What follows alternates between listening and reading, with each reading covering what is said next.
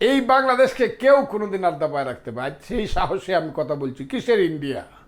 India তুমি তোমার দেশ, তুমি বড় হইতে পারো, তুমি বড় হয়ে কিন্তু তোমার দায়িত্ব বড়, তুমি বড় হইতে পারো কিন্তু তোমার দায়িত্ব বড়। তুমি মনে করবা আমার এখানে ঢুকবা, ওই আমার তত্ত্বাবধায়ক সরকারের যিনি প্রধান উপদেষ্টা উনি কিন্তু একটা টক শোতে বলছে আমার দেশে গন্ডগোল করলে আপনার দেশেও কিন্তু বাকি থাকবে না।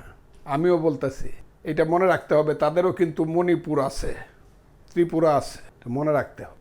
আমরা কিন্তু 18 কোটি মানুষ, আমরা কিন্তু বাতনাকায়া থাকি না, আমরা সেই সোনার বাংলার মানুষ।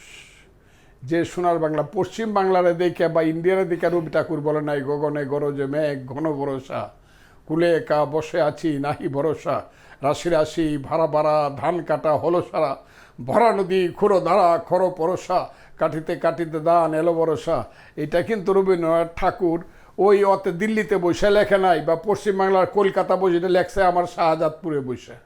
কাজে বুঝতে হবে আমার কিন্তু ক্ষেতের ধান আছে, পাট আছে, আমার কিন্তু পেটে ভাত দেওয়ার মতো সমস্ত সম্পদ আছে, আমার কিন্তু আমার সব আছে।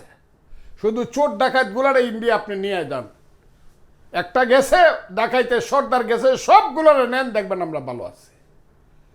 এটাই হলো আমার কথা। আবারও বলি, শুনরে মালিক শুনরে মজুদ্দার, প্রিয়ারে আমার কেড়েছিস তোরা, ভেঙেছিস ঘর বাড়ি, সে কথা কি আমি জীবনে মরণে কখনো ভুলিতে পারি।